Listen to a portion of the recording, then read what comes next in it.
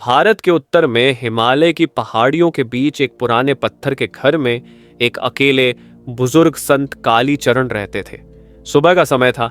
जैसे ही संत कालीचरण अपने घर से बाहर निकले, उन्होंने देखा कि सामने एक बेहद खूबसूरत और जवान लड़की पहाड़ की ऊंचाई पर खड़ी है, जहां नीचे हजारों फुट गहरी खाई थी। यह नजारा देखकर कालीचरण हड़बड़ाकर उसकी तरफ दौड़े। लड़की अभी नीचे छलांग लगाने ही वाली थी कि संत कालीचरण ने उसे पीछे से बाहों में भर लिया और अपनी तरफ खींच लिया। लड़की ने गुस्से से उन्हें पीछे धकेल दिया और बोली, तुमने मुझे रोकने की हिम्मत कैसे की? तुम होते कौन हो मेरी जिंदगी में दखल देने वाले? संत ने नरमी से कहा, आखिर ये क्या कर रही हो? मुझे बताओ तो सही, शायद मैं तुम्हारी कुछ मदद कर सकूं। लड़की ने आंसू भरी आंखों से कहा, तुम क्या मेरी मदद करोगे? मुझे घर से निकाल दिया गया है। मेरे पास न ठिकाना है न कोई सहारा। संत कालीचरण कुछ देर तक उसे खामोशी से देखते रहे, फिर उसके हाथ की कलाई पकड़कर बोले, चलो मेरे साथ आओ। लड़की घबरा कर बोली, कहां? संत ने बस इतना कहा, आओ तो सही। वो लड़की का हाथ थामे कुछ कहे बगैर नीचे उतरते पहाड़ी रास्ते पर चल पड़े। लड़की बार बार कहती रही, मेरा हाथ छोड़ो, मगर संत खामोश रहे, बस उसका हाथ थामे आगे बढ़ते रहे। कुछ देर के बाद वो दोनों उस पत्थर के घर के दरवाजे पर पहुंचे। संत ने दरवाजा खोला और लड़की को अंदर ले जाने लगे। लड़की बोली, ये कौन सी जगह है? ये किसका घर है? तुम मुझे यहाँ क्यों ला रहे हो? संत ने अंदर जाकर उसका हाथ छोड़ा और दरवाजा बंद करके अंदर से कुंडी लगा दी। लड़की घबरा गई और जोर से बोली, ये क्या कर रहे हो? दरवाजा क्यों बंद किया? संत चुप रहे, बस उसे खामोशी से देखते रहे। फिर अचानक दरवाजा खोला, बाहर निकले और बाहर से भी कुंडी लगा दी। लड़की ने चीखते हुए दरवाजा पीटना शुरू कर दिया। प्रिया जोर से चीखी, तुमने मुझे अंदर क्यों बंद किया है?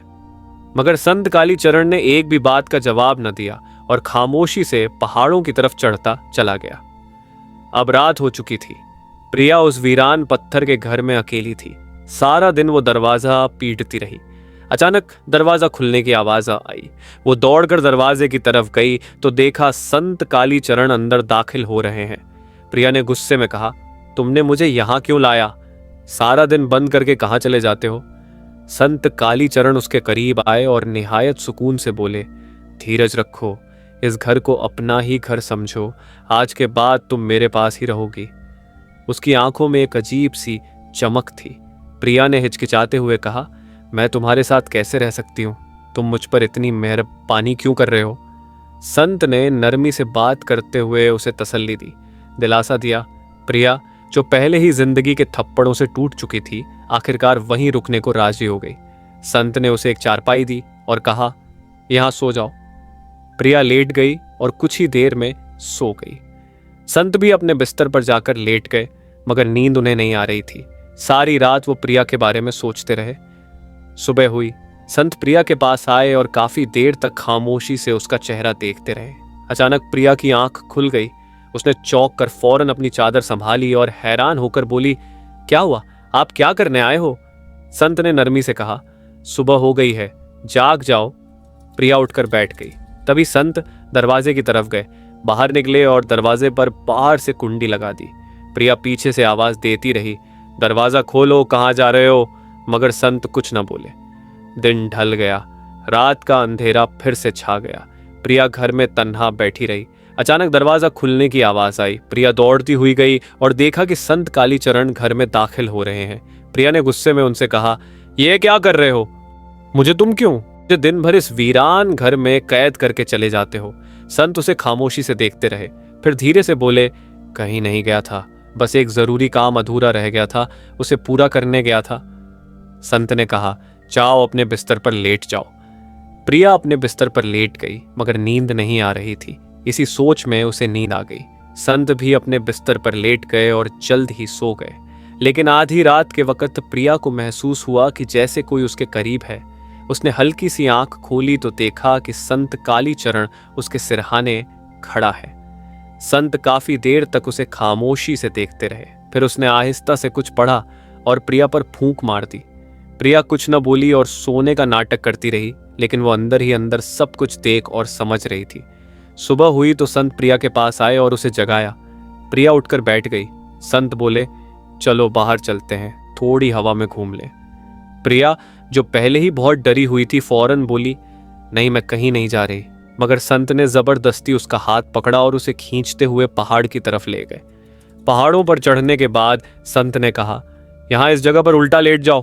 प्रिया चीख कर बोली, क्या तुम पागल हो? ये सब क्या है? संत सखत लहजे में बोले, मैंने कहा है ना, उल्टा लेट जाओ। प्रिया बोली, मैं हरगिज़ उल्टा नहीं लेटूंगी। संत कुछ लम्हे खामोश रहे, फिर बोले, यह सब तुम्हें जल्द ही समझ आ जाएगा।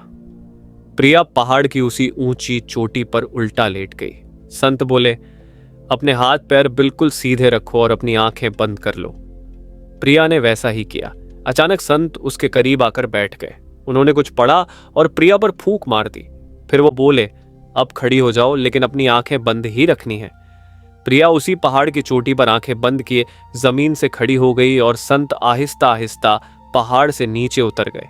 अपने घर वापस आकर बिस्तर पर लेट गए। काफी देर गुजर गई।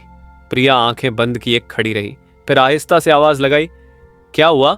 मैं आंखें खोल लूं? लेकिन कोई जवाब ना आया। आखिर उसने आंखें खोल दी। वहां कोई न था। प्रिया गुस्से से चीखी, यह संत ठीक नहीं है, मैंने क्यों उस पर एतबार किया? वो वहीं जमीन पर बैठ गई और संत का इंतजार करने लगी। रात हो गई। उसी रात संत दोबारा पहाड़ की चोटी पर चढ़ आए और प्रिया के पास पहुंचे। प्रिया ने उन्हें देखा तो गुस्से में बोली, तो मुझे यहां छोड़कर फिर से चले गए थे। आखिर तुम ये सब कर क्यों रहे हो? मुझसे क्या चाहते हो? संत कुछ लम्हे खामोशी से उसकी आंखों में देखते रहे, फिर बोले, 2 दिन मैंने यहां गुजारे और 2 दिन तुमने। अब आखिरी रात है। यह आखिरी रात हम दोनों को इसी पहाड़ पर साथ गुजारनी होगी। प्रिया हैरत से बोली, क्या इस पहाड़ पर? तुम्हारे साथ? क्यों? संत संजीदगी से बोले, बस आखिरी रात। अगर हमने ये रात यहां साथ गुजार ली तो सब कुछ ठीक हो जाएगा। प्रिया झिंझुलाकर बोली, क्या ठीक हो जाएगा? तुम्हारे इरादे मुझे बिल्कुल भी ठीक नहीं लगते। प्रिया थके हुए लहजे में बोली, ठीक है, मैं आज की रात यहां गुजार लेती हूं, लेकिन सुबह मैं तुम्हारा घर छोड़कर चली जाऊंगी। संत कालीचरण ने हल्की मुस्कुराहट के साथ कहा, ठीक है, आज की रात तो गुजारो, लेकिन अगर तुमने यह रात मेरे साथ यहां गुजार ली तो फिर तुम खुद ही मुझे छोड़कर नहीं जाओगे। प्रिया चौंक गई। संत ने आहिस्ता से कहा, वह तुम्हें रात को समझ आ जाएगा। फिर वो जमीन पर लेट गए और बोले, जैसे मैं लेटा हूं तुम भी ऐसे ही लेट जाओ। प्रिया थोड़ा झिझकी, लेकिन जमीन पर लेट गई। संत ने कहा, आंखें बंद करो और सो जाओ। प्रिया ने आंखें बंद की और कुछ देर में नींद आ गई। संत भी वहीं सो गए। रात के आखिरी पहर जब सूरज निकलने वाला था, संत कालीचरण ने एक बार फिर कुछ पढ़ा और प्रिया पर फूंक मारी। फिर उन्होंने उसे आहिस्ता से जगाया। प्रिया, खड़ी हो जाओ, लेकिन आंखें बंद ही रखनी है। प्रिया ने उलझकर कहा, यह क्या नया पागलपन है? संत ने नरमी से कहा, नहीं, इस बार ऐसा नहीं होगा, बस आंखें बंद रखो। प्रिया, जो अब बहुत थक चुकी थी, गुस्से में बोली, अच्छा ठीक है, और उसने अपनी आंखें बंद कर ली।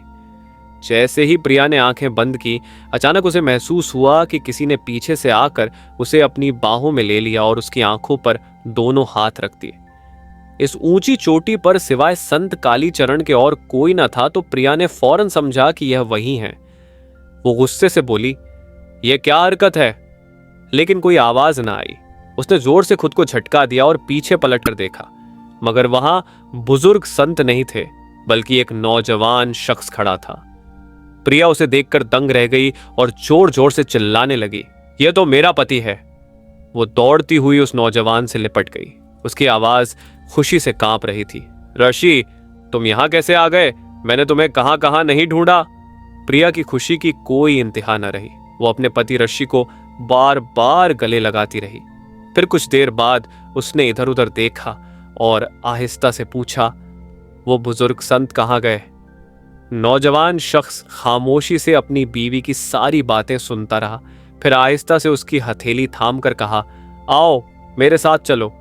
वो उसे लेकर उसी पत्थर के घर में आ गया जहां संत कालीचरण रहा करते थे। प्रिया ने चारों तरफ नजर दौड़ाई और चौंक कर बोली कि यह तो उसी संत का घर है। नौजवान शख्स फिर भी खामोश रहा।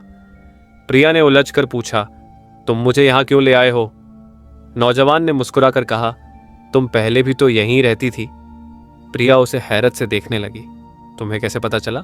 नौजवान ने मुस्कुराते हुए उसकी आंखों में झांका और बोला, मुझे सब कुछ मालूम है। फिर आहिस्ता से उसने कहा, वो बुजुर्ग संत मैं ही था। यह सुनकर प्रिया की आंखों से आंसू बहने लगे। वो दौड़कर अपने पति के गले लग गई। मुझे माफ कर दो, मैं तुम्हें पहचान नहीं सकी। ऋषि, उसका पति, ने उसके सर पर हाथ रखते हुए कहा, इसमें तुम्हारा कोई कसूर नहीं, यह सब एक राज था। मगर तुमने जो सब्र और भरोसा दिखाया वो तुम्हारी सच्ची मोहब्बत की पहचान है। तुम एक अच्छी बीवी हो प्रिया। फिर मुस्कुराकर उसने पूछा, अब बताओ वो बुजुर्ग संत कैसे थे? प्रिया हंस पड़ी और आंसू पोंछते हुए बोली, वो बुजुर्ग संत बहुत अच्छे इंसान थे।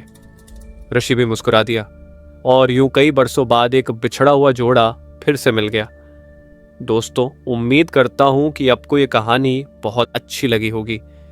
अगर आपको ये कहानी अच्छी लगी हो तो वीडियो लाइक करके हमारे चैनल को सब्सक्राइब जरूर करें। तब तक के लिए धन्यवाद।